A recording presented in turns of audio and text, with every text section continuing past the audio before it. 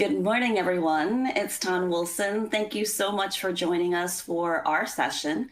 And we just had a great introduction from Michal and Allison.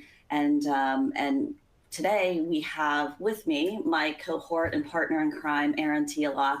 We're going to be talking about the front end of what really makes a good opportunity. And I think sometimes it's a little subjective, right? What I might think is a good opportunity to me and my company might be very different to you and yours and to Aaron. But we've been talking a lot in this industry and in this climate here today about the ever-evolving changes to the rules. And for those of you who are in the U.S., in the public sector, FAR changes, DOGE changes. It's actually a verb, a noun, an adjective, whatever you want to use, with DOGE. And people are changing seats. Some people don't have seats anymore. And so that really does kind of impact and create a lot of background noise in determining what really does make a really good opportunity and what really matters. And how do you make some strategic moves as you navigate this. And so I think you'll see some common themes in our discussion here today. But before we go too far into the weeds, for those of you who don't know me, who haven't been on some of our other Optimize opportunities or the first Optimize podcast, I'm Ton Wilson. I'm president of Intellect. We've been in business this year for 20 years. We are a boutique BD capture proposal company. And I'm just going to leave it at that because you're not here to hear about me. We want to talk about this topic and dive straight into it. But my partner in crime, Aaron Tialak, and I speak a lot about this. And Aaron, I'm just going to let you introduce yourself to the audience. Outstanding. Good morning. Out of your 15 years or 20 years in business, I think I've known you for 15 of those. I'm Aaron Tialak. I am a growth consultant. So I've run the gamut of being a Defense Department contract specialist, contracting officer, project and program and line manager for a large systems integrator in the public market space. Small business leader running business development, growth, operations, corporate strategy, and a number of other roles. Been at this now for 28 years this year. I can't believe this turned into a career, but along the way have collected a number of war stories that really kind of shape how I approach growth today. Yeah, absolutely. And I can't believe we've been in this business since we were 18. So, it's been a long, and we've survived several iterations of this government. And I think the thing that, we want to kind of impress on our listeners here today is that you will survive this. We will make it through this together. So, but the one term I think that really kind of encapsulates the current environment is a federal landscape kind of in flux, right? Everything is changing. And I have said this to a number of our customers is that this year is kind of, it's an anomaly. It's kind of an anomaly this year, right? Like you take some traditional conventional wisdoms and things like that, and you kind of almost have to kind of throw them out the window a little bit. But there's some basic fundamentals that I think are definitely, we should still stick by. And I think we're going to talk about that here in our session. But there is kind of a shift, right? A shift in buyer psychology. Not only, like who's buying, because there's some people who are no longer buying. We've seen agencies and offices that no longer exist. So, I'm sorry, USAID. There's a number of Department of State contracts. Department of Interior does a lot of contracting for many agencies. And so, Interior does contracting for HHS and a number of other organizations that you don't, really understand if you're not following the landscape. But they're also then changing not only who's buying, but what they're buying and how they're buying it. And the environment is kind of fluctuating every hour, on the hour, every day. And it is really kind of hard, I think, for small businesses in particular to be able to understand, well, what opportunities should we pursue? What agencies should we pursue? How do we kind of align to the customer's mission? And how do we align our performance to the requirements? And so it does really kind of make for a challenging, time to, like, what is in your pipeline? How do we create a pipeline? What does a winning pipeline kind of look like? and how do we kind of, get to a point where, we're filtering out some of this noise. I'd absolutely agree with that. I always hate to pump your tires, but you had an excellent LinkedIn post about this back in January, perhaps early February, saying it's really a time to hone in on your message, your value proposition. Why, should the government want to work with you now more than ever? It's always been a thing. It's always been important. But now more than ever in this environment of flux, you really want to be laser focused on what you do, what you can do, and why a prospective customer should want to work with you. Yeah, exactly. And I can't believe that you told me that I was right, from way back a couple of months ago. So yeah, let's not make this into a love fest, okay? We'll get into like more areas here where we don't agree. But I think let's just kind of dive into, what is a good opportunity. And I'm looking at some of our attendees here, and there are some people here I recognize, and others who might be, new to the GovCon world and maybe don't know GovCon, in general. So in a world where, yeah, there's always these shifting requirements, I talk about this a lot, is that you really need to pursue opportunities from a strategic perspective, not just reacting to something. And I think, this is kind of where I take exception to some of the, I don't want to call people out by name, but some of the organizations that tell you like, how do I break into GovCon, or where should I find opportunities? And they're like, go and look at Sam. And I cringe when I hear that. Yes, you have to go there, but there's so much that you need to kind of do before that. And so I think companies are, we hear this all the time, that I'm going to look for what's in my niche. I'm going to look for keywords. And, like Michal was talking about data, and I don't disagree with that. Data is king. It's like, how do you manipulate that data? Where are you getting that data? And how early are you getting to some of that data? And so I think the challenge is that companies are looking at these shiny objects, and you hear all the big contracts, the big vehicles, the SP4s, the soups of the world. And they're really kind of the bane of my existence. And you and I know this. I've gone public about this. I'm very critical about some of these shiny objects and these big vehicles that have no money attached to it. And I think in, like this day and age, we have to be even more critical about that, because BNP funds are not finite. They never have been.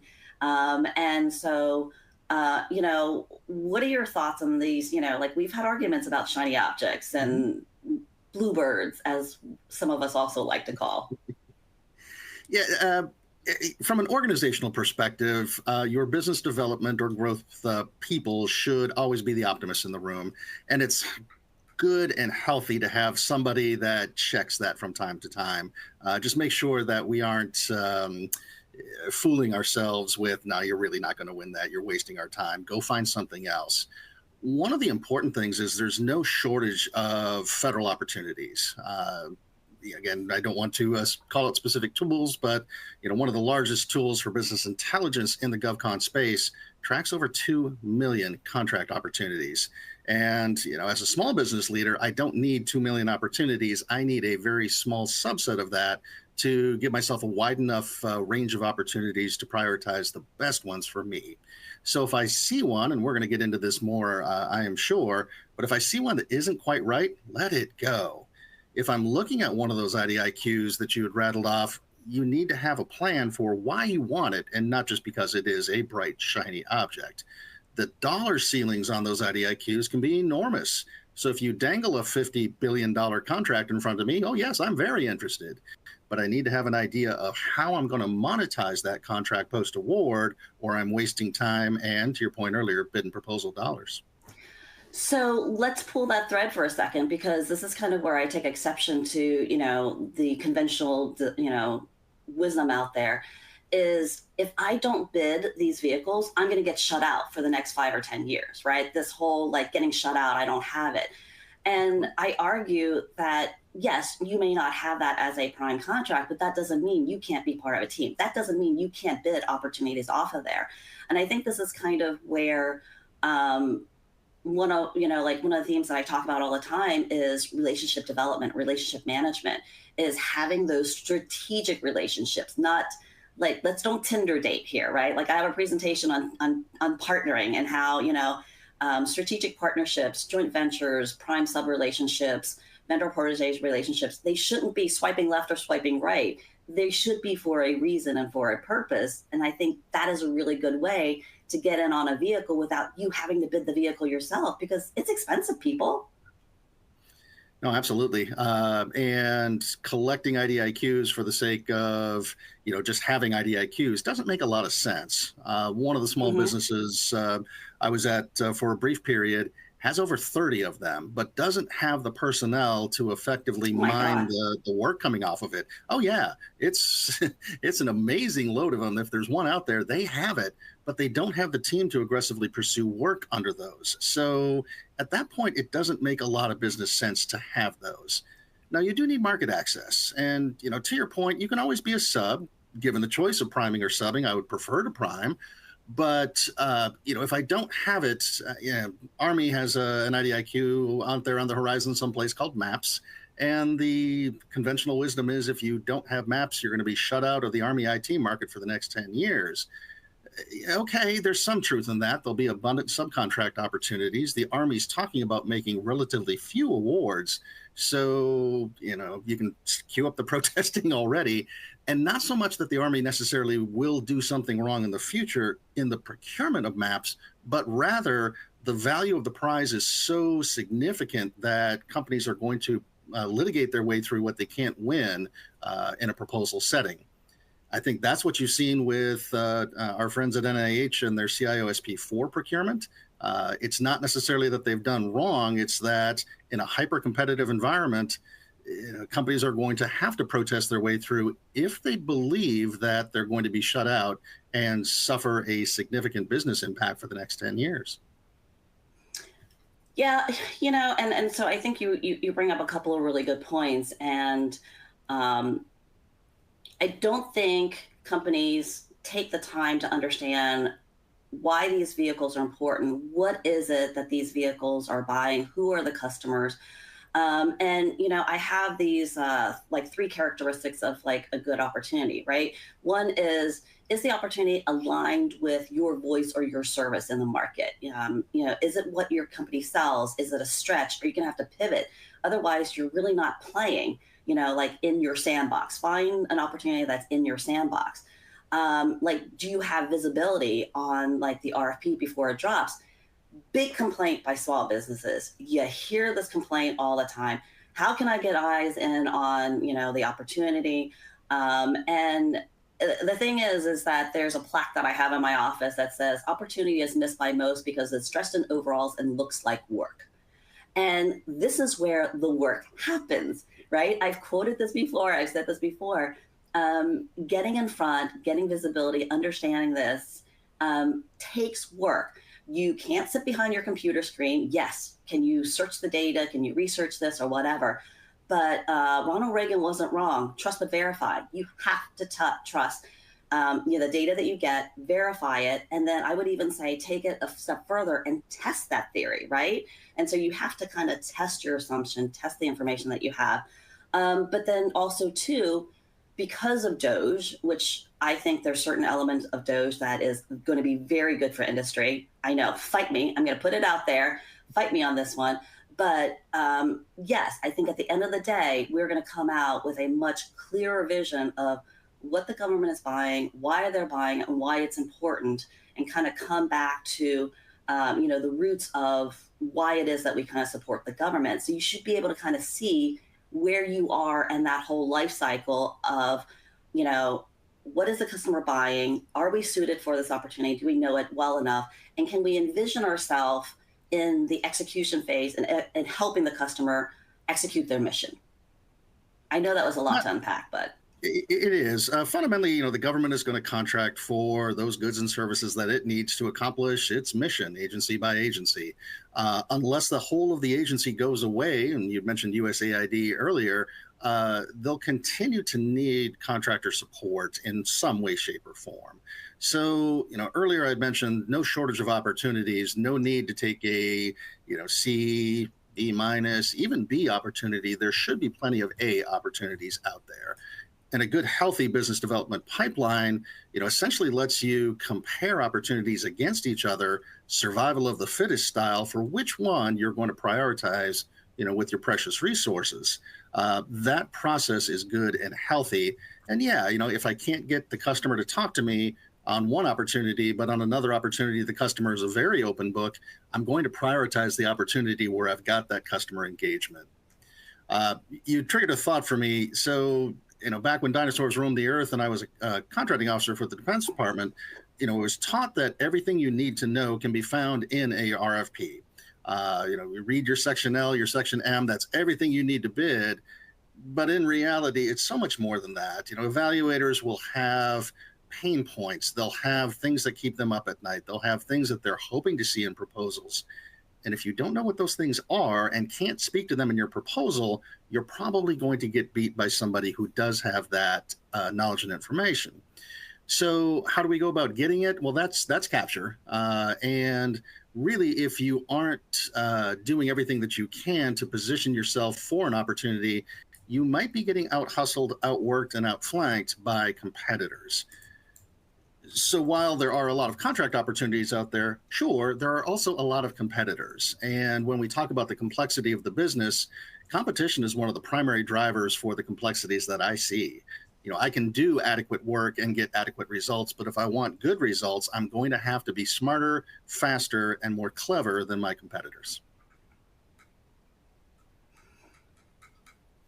I've left you stunned. Yeah. No, exactly. I was just like I was trying to wrap that up in like a pretty package, and I was noticing like some conversations here in the chat too. But I think at the end of the day, you can read some of these opportunities and really know what the customer's asking for if you kind of read between the lines. And there are ways of reading a solicitation to kind of see, okay, well, what do they value, right? Like if you look at Section M and you're looking at the evaluation criteria, they're telling you how they're going to evaluate you. And I think a lot of times companies skip that. The more sophisticated companies know, I go straight to L&M and then I go to C, right? I think there's like a question out there where you ask proposal people, what kind of person are you? Are you a C, L, or M person? And I was like, I used to never know how to answer that question. And of course, when you're a proposal manager, you're like, I'm an L person. I promise you, you're an L person. You have to be an L person. And if you're, a technical solutions person or you're a technical writer, you're like, I'm a C person, yes. Nothing exists out in the world. But if you're a BD capture person, your world should be an M. You should be influencing M. You should be reading into M. And it's like, and they're pretty much telling you what matters. Key personnel is also a good indicator too. Is this opportunity good for you? Is it, is it already kind of, why do words escape me here today? Someone else has already gone in there and shaped it. It's wired for someone else. Yeah. You look for those signs of what we call poison pills, right? So quick definition of terms, C, L, and M. C is where the statement of work, performance work statement, the work that the government needs done can be found. L is the proposal instructions. M is the evaluation factors. So in those biases of where do you go first to learn what you want to see about a contract opportunity? Yeah, where you sit is probably where you go first. And the BD folks most definitely are looking at Section M, what does it take to win? So if we look at those poison pills, yeah, if I see a lot of key personnel required, if the specifications for those key personnel are unusually niche, they're looking for a left-handed person who is 6'3" tall, weighs no more than 175 pounds, and happens to be named Bob. They probably want Bob, their incumbent, back again. Right. And if you come to the government and say, hey, that specification looks a little specific and bad for competition, don't you think? You may fall on deaf ears. So a lot of that gets done in the shaping before the RFP ever comes out.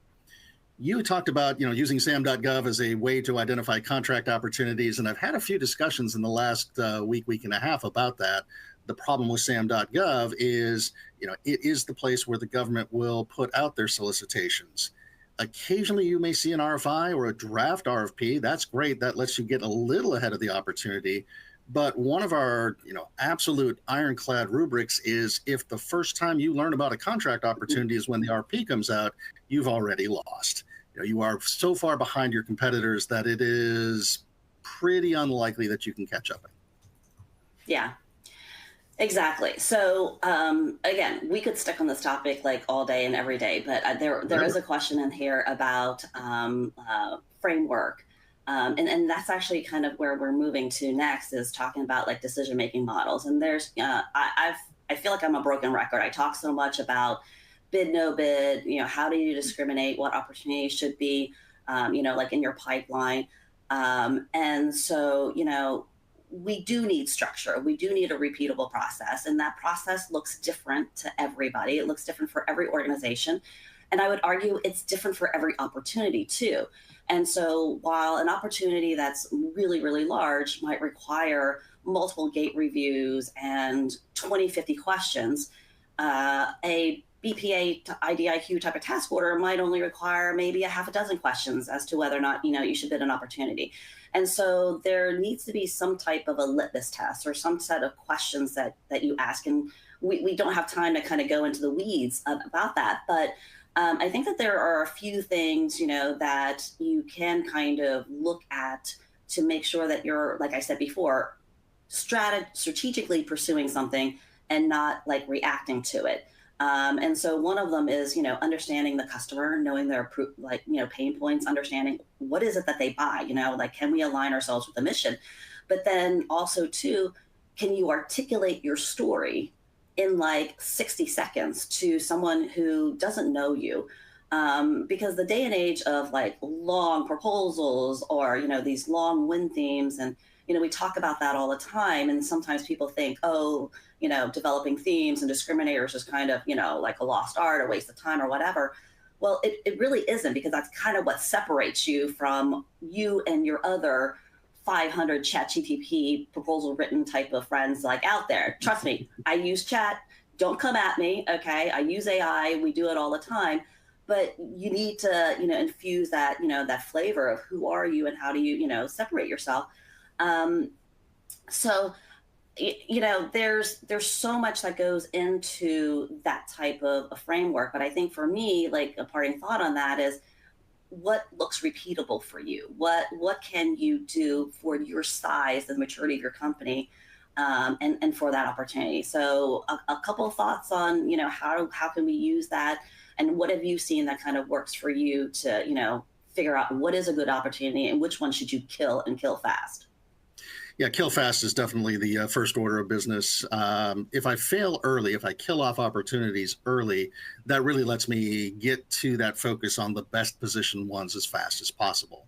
One of the common questions we get is, how big should my pipeline be? And the answer is intentionally just a little bit annoying, big enough to support the growth goals of the company. And what that means is you need to have enough opportunities in that pipeline where if one does need to get killed, it's really not a business impact for you. It's there'll be those elements that are outside of our control. When a government decides to make something a small business set aside of a kind of small business that you're not, or decides to put work out on an IDIQ that you don't have, there's nothing you can really do about that except move on to the next opportunity. So in my pipelines, for example, I'm running a ratio of anywhere from 5 or 6 to 1, meaning for every 5 to 6 contract opportunities I identify, only one is going to turn into a bid, and it is the best positioned one out of that group. That necking down process allows me to laser focus in on the ones I think I'm most likely to win and simply discard the others. If I do wind up with a logjam where I can't decide between some, well, I might try and do both. I may secure consultant support to help me get more resources to be able to handle multiple concurrent bids. But fundamentally, the best ones are going to be the ones that I prioritize. And I'm going to watch my business developers closely to make sure that we aren't fooling ourselves in continuing to hold on to something that we just aren't likely to win. Yeah, it's sometimes clients can be a little bit like terriers, right? They don't want to let go of like that opportunity. And I think that's like a really good time where you bring in someone who is very objective. We get brought in all the time on BD meetings and gate reviews because I have no dog in this fight, right? Like our unofficial tagline is we win shit. And so it's like, I'm out there to win. And I think everyone needs to kind of look at it that way. But when you're in an organization, you feel so emotional. I talk about this all the time. Bid no bid and making a decision on whether or not to chase an opportunity or not is a very guttural, emotional type of, decision. And I think the challenge is are you brave enough to kill something that you've spent all this time in capturing? And so sometimes, and this is why we do multiple gate reviews at different stages of the opportunity, is that what really looks good at the beginning, as the industry days appear, as the like the pre-RFP activities continue, it starts to kind of become clearer and clearer, not only in your mind but in the government's mind, and it may not be moving in the direction that you want to move. And so you do need to say, or have someone be the arbiter of, I'm going to be the adult in the room and say, no, we got to kill it. As much as it pains me, we have to kill it and kill it fast. Absolutely. Picking up kind of a thread in the Q&A box here just a little bit, we're talking about getting ahead of opportunities and how do we reach customers that just cannot be bothered to respond to us. One of the things that I've been talking about a lot lately is remaining focused. And particularly as a small business, we can't be all things to all agencies. So I want to try and laser focus in on no more than 4 to 5 customers. And by doing that, I'm giving myself a better chance of really having the interaction and engagement with the decision makers of that agency so that I've got a better chance of them responding to me. If we've got a relationship built up over the course of the last several years and they know who I am, they're more likely to respond to me when they frequently don't return calls, don't return emails, etc. That also lets me go find them where they are. So I can go to those industry conferences where, specific representatives of the government agency I'm targeting are speaking and build relationships with them that way. That idea of walking the halls doesn't really work very well anymore because of hybrid work and because government people don't really like to have contractors darkening their doors. So if I am focused on a specific agency or a manageable handful of agencies, I've got a much better chance of getting those depths of relationships that are going to make them more likely to respond to me, more likely to take my advice and recommendations when I'm trying to shape an RFP to best suit my company, and most likely to give me kind of the benefit of the doubt, if you will, when they're evaluating my proposal. If they're not quite sure what I mean, but they've known me for a very long time, I'm more likely to get that higher score than a lower score because I've got that relationship built up. It goes to the idea that the government awards contracts to companies that they know, like, and trust. And if the first time they've seen your company name is when they open your proposal, you're not very likely to win. Exactly, and I am looking at some of the chats too in the Q&A, and there are some of the questions about where do we find these opportunities, how do we get in front, and one of the challenges, the government not returning your phone call, not returning emails, and different things like that. And granted, there are certain stages through the process where they can't and they won't, obviously. But I would say this is, going back to my introduction, this is where this year is an enigma. It is one of those unexceptional type of years where we have customers who have been working capture. We know who is on the source selection. We know who the people we need to influence. We know all the program people. And a lot of this information is made very publicly available. There are agency and organizational org charts. There are industry days.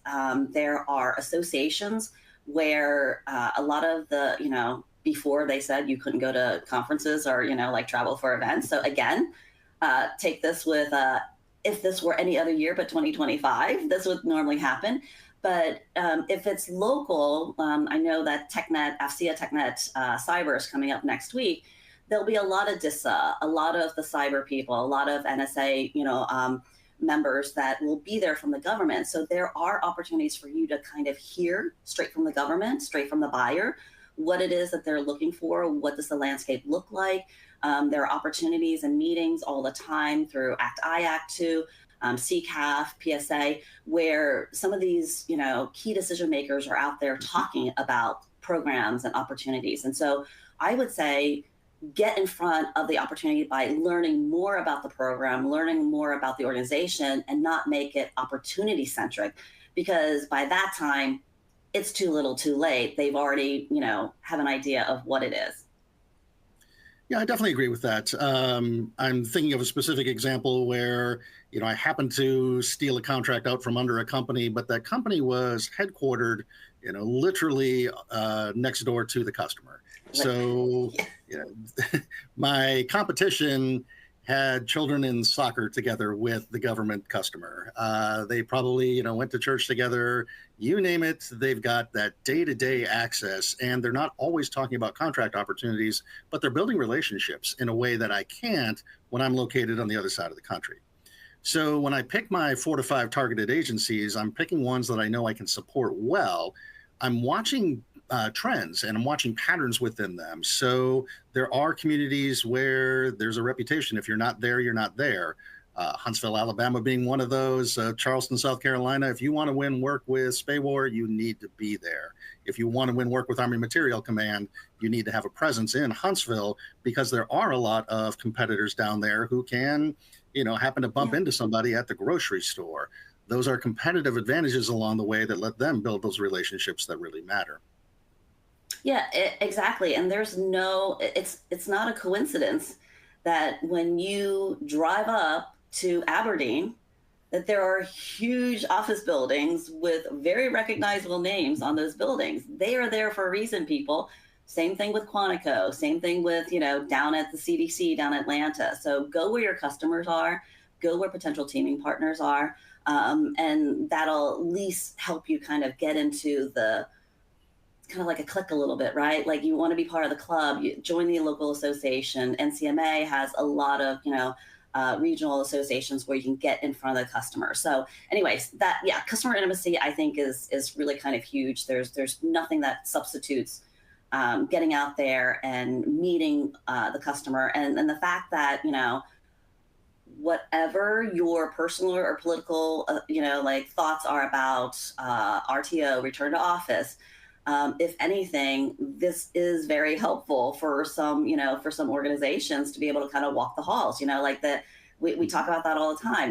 We can't walk the halls anymore. We don't know how to get a hold of people. You and I did an episode over COVID about how do you market and do BD at the beginning of COVID. Remember that? Mm-hmm. And it was like all the things that we used to do, we had to kind of throw out. And so now I'm almost saying everything that we did during COVID, you kind of almost have to throw that out a little bit, but not everything has to be thrown out. So the pendulum is kind of swinging back to the in-person. It's a living organism, isn't it? Right? It's our career field is always evolving, and the 3 martini lunch has definitely gone the way of the dodo. We just don't do those anymore. But you still need to have that human connection, right? Even with the best of analytics and preparation, at some point it is about that relationship. If you don't have it and your competitors do, you're at a disadvantage. So you have to find those customers where they are. From that session you'd mentioned, we talked a lot about the proliferation of LinkedIn as a way to communicate directly with the government. There are some government officials that are prolific LinkedIn users, and if you start responding to them about their postings, you can build a relationship doing exactly that. The only best advice to that is make sure you come prepared, because if you just say, hey, great point, you're not going to gain anything. But if you engage them on the topic that they're talking about and offer them thoughtful insight, now you can position yourself as somebody they ought to want to know and be aware of, and that's a good outcome. Yeah, exactly. And you brought up LinkedIn. Oh my God. I am all over LinkedIn, y'all. So if you're not following me, please do that. If I'm not on LinkedIn every day, there's I'm sick. I'm somewhere. I'm off a ditch somewhere. You need to send, like the cavalry. But you're right. I think agencies, customers, buyers, they've been very good. I use LinkedIn for good. I do a lot of cyber stalking on there. You can find out a lot about, who's working in what program, what office, how are they connected, and things like that. And there are some really great influencers and great people who I like to follow who just keep me up to date on things, because this environment is so fluctuating all the time that you cannot be on top of everything all the time. And so you need your network to kind of keep you, like in the loop on some of this. But um, let's pivot just real briefly here on some red flags, right? Like I think we talked a lot Mhm. about where you find opportunities, what kind of makes the opportunity look good.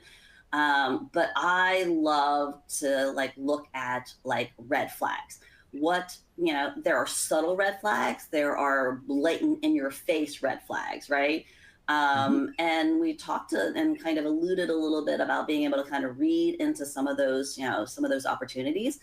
And so I think one of the hardest things, and it's kind of echoed by some of the Q&As, is how do you know who owns an opportunity, who influences, who funds it? And so there are codes to opportunities. You can tell, who's procuring it, contracting, where money's going. Like you know how to talk about this because being a former contracting officer and whatnot. But it is really kind of hard now to know who is, like who can you influence, who can you talk to. Mhm. Um, but I think a good place to start sometimes is leveraging your teaming partners, leveraging industry, leveraging other people who maybe work with that customer to kind of find and give you some of that, competitive intel. Yeah, we talk a little bit about the chicken and the egg. There are a number of agencies where you're not going to win work unless you're already working there. But how are you supposed to start working there unless you win work? And like, right. So subcontracting is usually the answer to that question as a way to break in, and knowing those buying tendencies of those agencies. My alma mater, the Defense Information Systems Agency, does have a pretty strong track record of not being necessarily that hard to break into. But once you've won once, winning your second, third, and subsequent contracts becomes much easier when they know who you are. So, talk just briefly about information available in the public domain. If I want to know who is the 800-pound gorilla, what contractor is dominating at that agency, I'm going out to the Federal Procurement Data System, fpds.gov or usaspending.gov, and just taking a look at the agency itself and seeing which contractor name comes up frequently. If you do have a business intelligence tool, I won't nominate any of them, but these are your GovWins, GovTribes, et cetera. They can package that information in a way that's maybe a little easier to digest, but they're still using the same source data that you can access for free. There was a question in the chat about if I'm not using sam.gov, where do I go to find these opportunities? Watch the agency forecasts. Again, my alma mater does a very nice job of theirs, although the information does change from time to time. But most agencies do have a forecast that you can look at. But then back to the Federal Procurement Data System, I can see those current contracts. I can see when they're expiring. And if I want to try to get ahead of things, I want to get to the left as best I can, then I'm looking at contracts that maybe have 3 years left to them. I want to identify that contract opportunity as early as I can. Large business, large systems integrators, your Leidoses and General Dynamics of the world, they're doing exactly that. They've got the resources to identify contract opportunities, 3 and 4 and 5 years in advance, and they're just waiting for it to come back out again. That's going to let them work on those relationships, work on those customer pain points, put the time in across the waterfront to get themselves as well positioned as they can. And that's going to make a difference in how well they can shape an opportunity and how competitive they can be. Yeah. So you bring up the teaming partners, and there was a question in the Q&A about what if your teaming partner hasn't won, and that's that's a great question, by the way. Are you Yeah. backing the wrong horse? And Yes. Aaron, I know you're laughing because you and I have had personal, direct relationships with a particular company where you team, and you lose. And after a while, you're like, I think they're trying to tell me something. The writing's on the wall that Yeah, damn maybe right. I'm backing the wrong horse.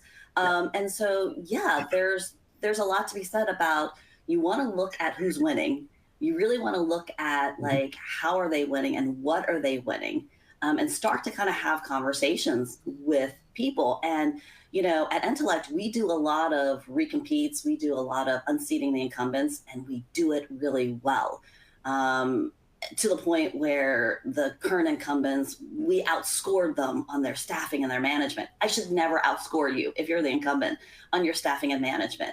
And then they had the audacity to protest me. So, like, I got under their skin somewhere. So I'm here to tell you, you can beat an incumbent. Incumbents are beatable, Yeah. and they're hugely vulnerable. You have to be able to kind of see, where they're beatable at. But the point about like teaming partners is teaming partners are a really great indicator as to whether or not you're on the right team, whether or not they've got the right information, and things like that. But yeah, I would highly evaluate why you're winning. And sometimes you have to like, if you win an opportunity, I think it's really important for you to always get a debrief on why you won, because why you think you won may not be exactly why the customer gave you the award. And so those can be very enlightening to get that competitive data, to get that feedback from your customer so you can go back and kind of, reapply that. The most contentious debriefing I ever sat in was one of a company that won. They were arguing with us about why they weren't rated even higher. And my boss and mentor finally exacerbated, said, "Who cares? You won." They wanted that point. They wanted that feedback, but definitely agree with that. But back to the teaming partners. So, a little different when you prime and when you sub. If you are a prime and your teaming partners don't help you win, and you're not like Yeah. as a result, but upfront, if they don't bring you customer relationships or they don't cover technology gaps that you've got, then why are they on your team? So, we rail about that of, okay, I was recently looking at a US CENTCOM opportunity where the capture lead brings me two subcontractors. Neither of them have ever worked at CENTCOM. And the first question is, why? Why are they on the team? What are they going to do to help us win? And if we don't have a What's the cogent value? answer to that question, they don't belong on Yeah. the team. When I'm in a sub position, I want to back the best racehorse in the race that I can. If I'm working with the large systems integrators, your Leidoses and GDITs and SAICs and Peritons of the world, uh, it's a little bit of a pick one kind of situation where any of them could win.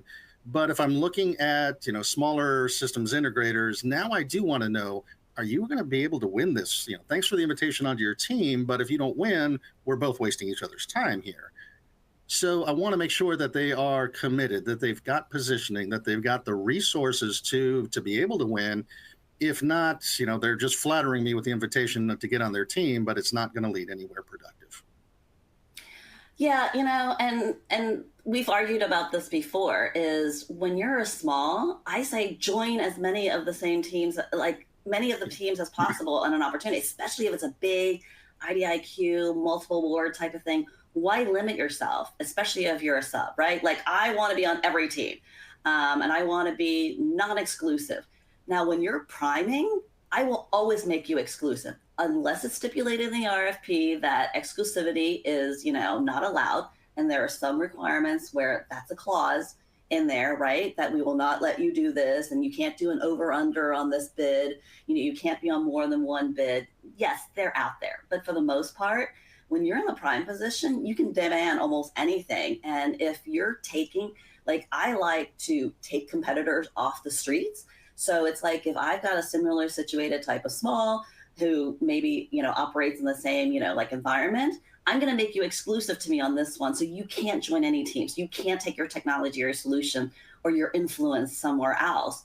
And so it becomes like a very strategic negotiations, type of thing that benefits you. Um, so I think that's part of the right opportunity as well, is having the right team and the right key personnel, the right depth of customer connections.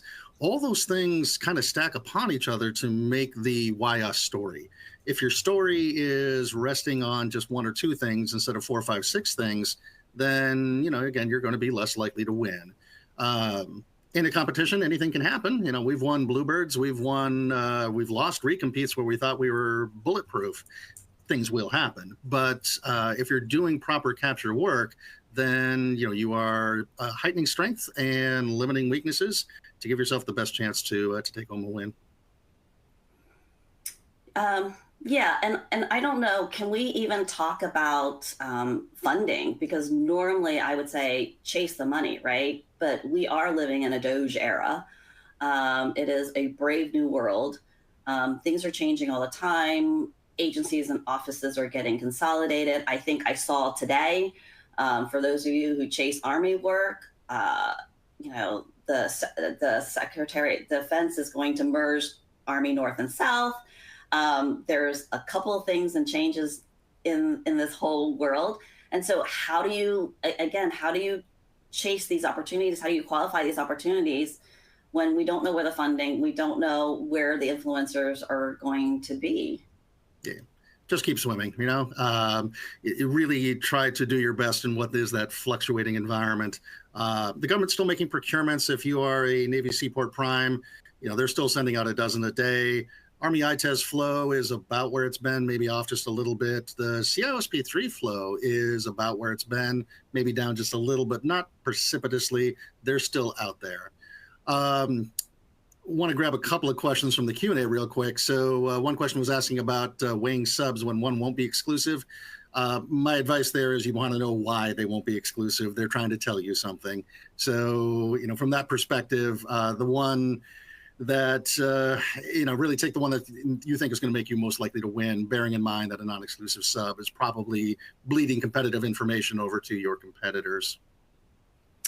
Yeah, that is a trust issue, right? I do have Right. some customers where like I don't trust this teaming partner. They want to lock down, capture intel and things like that.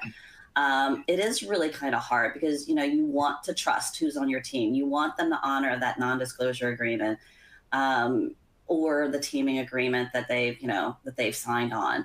But yeah, that's a challenge. Trust is an issue, and I think this is why strategic teaming is so important.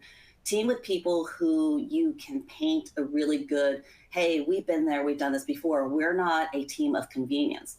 There are convenient teams being brought up all the time, right? It's like you don't want to just date everybody. Again, Tinder teaming, right? Let's stick to someone, stick to a few, be kind of exclusive to some of these opportunities, and they'll multiply and give you more opportunities than just that one. So think longer term instead of just that one opportunity. Mhm. But another thing in the Q&As, and I think this is interesting, and you being a former contracting officer and very wonky, which is what I love about you, is Thank you. FOIA. We don't hear FOIA a lot anymore. And to me, from my perspective, just because I operate more in the capture proposal side of all of this, is I don't care what was written before. I don't even care what you propose because I'm going to come in with my own innovative solutions. I'm going to come in with my own perspective on things because I'm a different person than that incumbent. Additionally, too, is the environment may be different. So some of these contracts run 4, 5, 10 years, right? So the operational environment, the customer's mission, the mission may be very different. It may be slightly different. They may be, like introducing modernization or transformation, whatever it might be. Something might be different, and if it's not, you need to go in there and influence the customer to make it different to kind of align again with your mission. But for me, FOIA less so, but I like protests. I like watching why people are protesting, why they didn't get an award. And so if I had to choose between, reading FOIAs or requesting a FOIA versus reading all the different protests, why and who's protesting, I'm going to choose the protest each and every time. Yeah. So FOIA, Freedom of Information Act request is just a formal way of getting copies of maybe the last RFP, maybe the winning company's proposal, current copy of a performance work statement or statement of work, a copy of the current contract, whatever documents you may be looking to get. The FOIA rules have been relaxing so that what the government can refuse to give to you is going down. And yeah, it's kind of still a thing. Large businesses still have, FOIA, the current contract, as part of their playbook. But, to Tan's point, it's really about data. If I can get more data, great. But I don't care where you've been. I care where you're headed. understanding where you've been can be informative for understanding where you're heading, but it is a snapshot in time that may be as many as 5 years old. So it's not necessarily as useful. Looking at protesting, this is one when I guest lectured at the Defense Acquisition University. I used to love to ask the students in the class, what is the number one reason why contractors protest? Just hands down, the most Because common they reason. lost. Because they lost. Yeah. The rationale for why they protest does not matter to them. They just protested that they lost. You don't see a winning contractor protest. But you go to GAO's website to the question in the chat, gao.gov, and you can see redacted versions of those protests. They can be very informative. A couple of LinkedIn follows as well that are really good at this. Joshua Duvall, Stephen Coprince, there are others. Maria Panichelli will occasionally dive into those as well. And they'll tell Glenn you Robinson. Glenn Robinson. Oh, yeah. You do not want to be the subject of one of Glenn Robinson's posts. If you do, you've done something wrong. Here's the thing. I'm sorry. I don't mean to like cut your train of thought off, but I do have to admit the first thing I do every morning before I even get out of bed is I pull up my LinkedIn and I try to see what did Glenn post this morning and who is he searing as far as like protests, and I will jump in.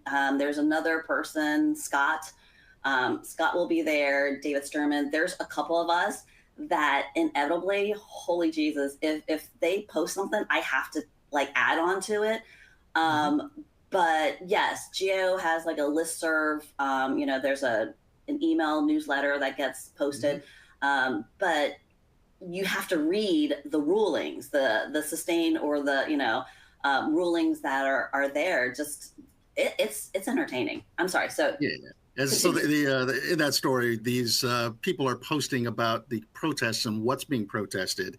If your protest is truly silly, absolutely frivolous, they will make fun of you. And that's the comment of you do not want to be the topic of one of their posts. If you have done something so, I'm going to say stupid, if you've done stupid things and they are posting about you, that's not a good day for you. And I apologize ahead of time if I call your baby ugly and stupid too. So I've been facts are friends. I've been kind of known to do that.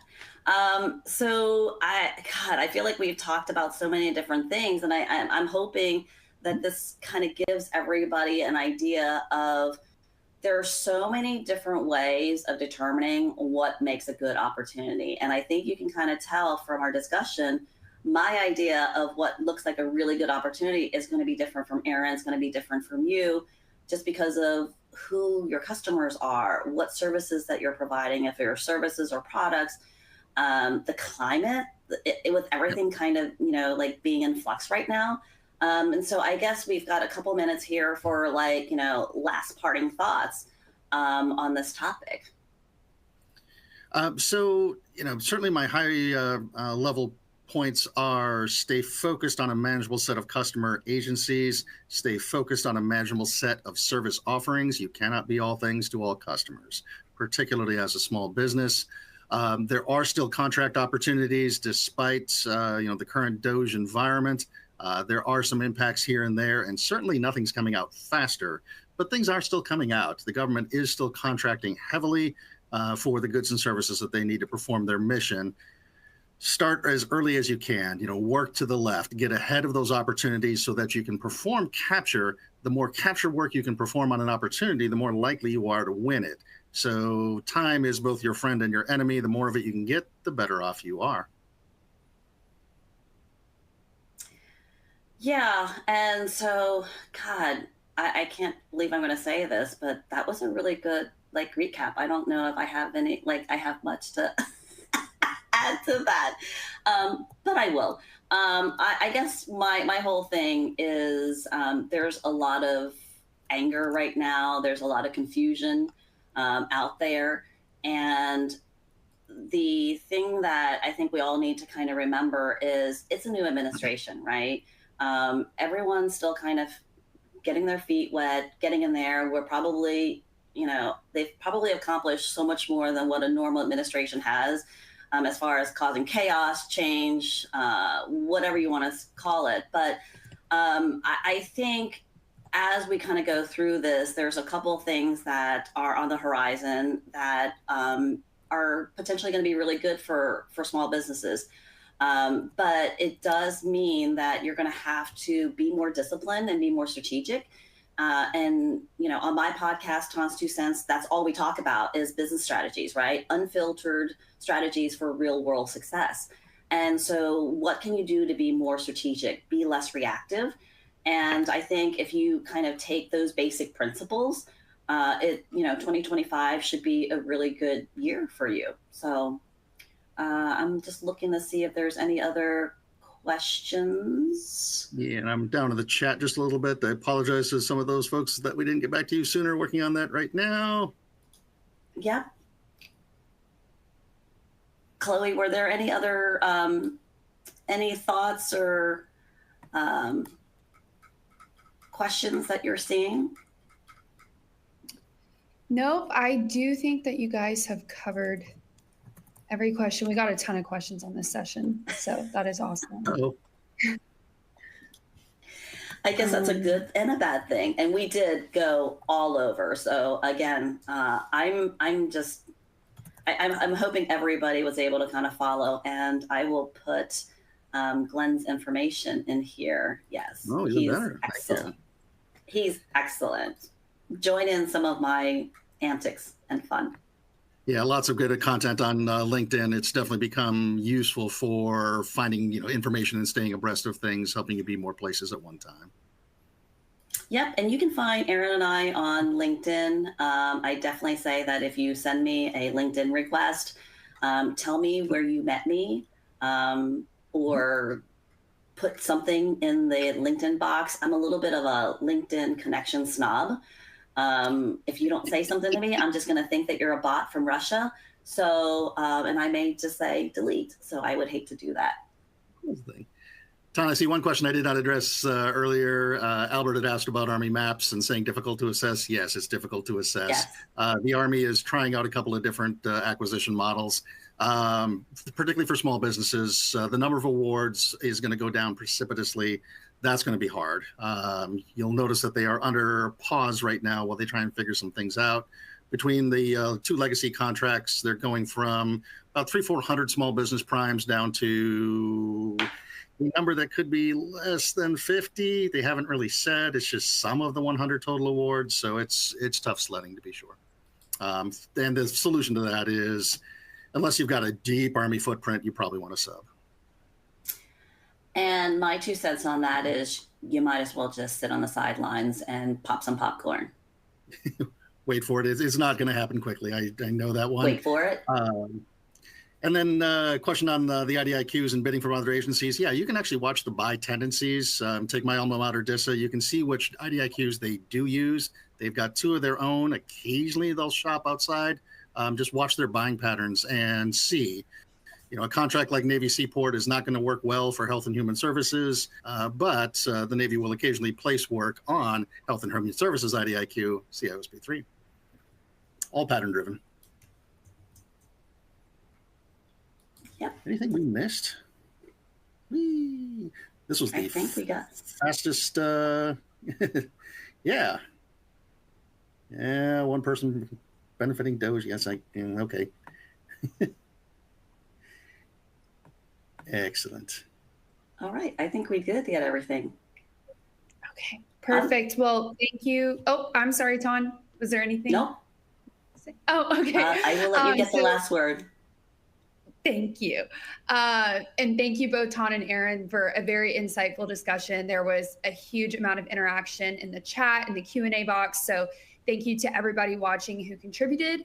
Please make sure to fill out the survey on the right side of your screen and leave Ton and Aaron any feedback you may have. The next session that is going to start in about a minute is with Carrie Mezcal, the Go No Go reboot session. And if this is your first time joining for the day, from this page, you should be redirected to the next session. So thank you all for joining, and thank you again, Ton and Aaron. Thanks for having us. Everybody. We'll see you all in the next session.